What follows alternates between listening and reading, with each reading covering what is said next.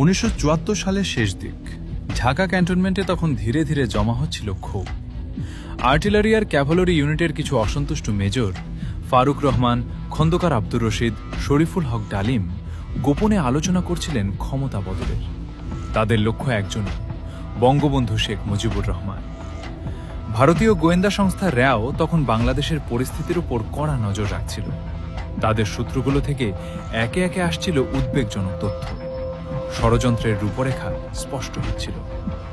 December 1974। র্যাওর প্রতিষ্ঠাতা প্রধান রমেশ্বরনাথ কাও, ভারতের সবচেয়ে বিশ্বস্ত গোয়েন্দা মস্তিষ্কগুলির একটি, ইন্দিরা গান্ধীর অনুমতি নিয়ে ঢাকা এলেন। বঙ্গভবনে পৌঁছে তিনি বঙ্গবন্ধুকে অনুরোধ করলেন একটু বাগানে হাঁটতে যেতে। আড়ি পাতার ভয়ে শ্রবণযন্ত্রের নাগালের বাইরে গিয়ে কাও ফিসফিস করে জানালেন আর্মির একটি গোষ্ঠী তাকে হত্যার ষড়যন্ত্র করছে। নাম, ইউনিট, পরিকল্পনার খসড়া সব। বঙ্গবন্ধু শুনলেন, তারপর হাত নেড়ে বললেন, এরা আমার নিজের সন্তান, এরা আমার ক্ষতি করবে না। কাও চুপ করে রইলেন, কিন্তু থামলেন না। মার্চ 1975। র্যাওর আরেকজন বিশ্বস্ত সিনিয়র অফিসার আবার ঢাকা এলেন।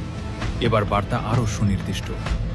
ক্যান্টনমেন্টের ভেতরে চলছে রাতের আঁধারে মহড়া, ট্যাঙ্ক সরানো হচ্ছে, পরিকল্পনা চূড়ান্ত হচ্ছে। এই তথ্য ধানমন্ডি 32 নম্বরে পৌঁছাল, ফাইলবন্দি হল। কিন্তু সেখানেই থেমে গেল। কোনো নিরাপত্তা বাড়ল না, কোনো তদন্ত হলো না, কোনো গ্রেফতার হলো না। 15ই আগস্ট 1975, রাত তখন 3:30। মেজর ফারুক রহমানের নেতৃত্বে ঢাকা ক্যান্টনমেন্ট থেকে বেরিয়ে পড়ল ট্যাঙ্কের বহর। 28টি ট্যাঙ্ক, 18টি কামান। ভোর 5টার পর ধানমন্ডি 32 নম্বরের নিস্তব্ধ গলিতে গর্জে উঠল অস্ত্রের শব্দ। বাংলাদেশের স্থপতি, কোটি মানুষের বঙ্গবন্ধু সিঁড়ির কাছে লুটিয়ে পড়লেন, তার সঙ্গে পরিবারের প্রায় সবাই। পরে কিসিঞ্জার জানতে পেরেছিলেন সতর্কবার্তার কথা। ভোর 4টার পরে কুর্মিটোলায় রাত্রিকালীন অনুশীলন শেষে ঘাতকদের 3টি দল বেরিয়ে পড়ল। একটি জিগাতলার দিকে শেখ মনির বাসায়, একটি আব্দুর রব সেরনিয়াবাদের মিন্টো রোডের বাড়িতে। ধানমন্ডির 32 নম্বর সড়কে আসে আরেকটি দল। গেটের সামনে হট্টগোলে জেগে ওঠেন বঙ্গবন্ধু। পরিস্থিতি আঁচ করে ফোন করেন গণভবন এক্সচেঞ্জে। ততক্ষণে বাড়ির ভেতরে প্রবেশ করেছে ঘাতকের দল।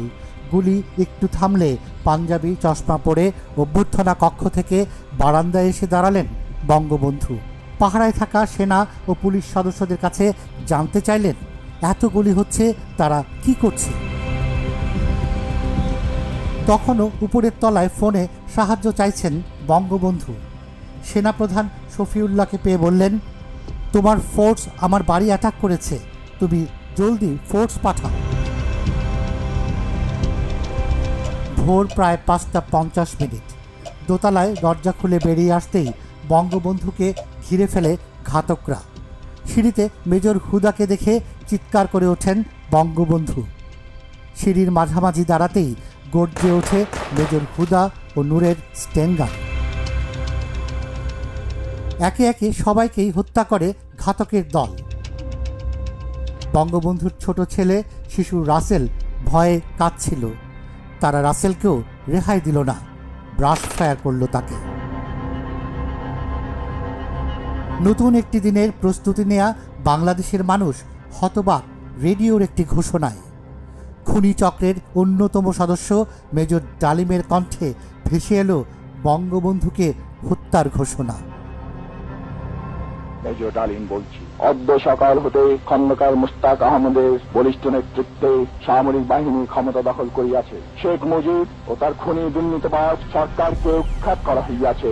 এখন হতে সারা দেশে সামরিক আইন জারি করা হলো। করুণ দিনটিকে আরো কলঙ্কময় করে তুলল একটি শপথ অনুষ্ঠান। বঙ্গবন্ধুর দীর্ঘদিনের সহচর খন্দকার মুস্তাক আহমেদ শপথ নিলেন নতুন রাষ্ট্রপতি। থমকে গেল লক্ষ প্রাণের বিনিময়ে পাওয়া স্বাধীন বাংলাদেশের স্বপ্নযাত্রা।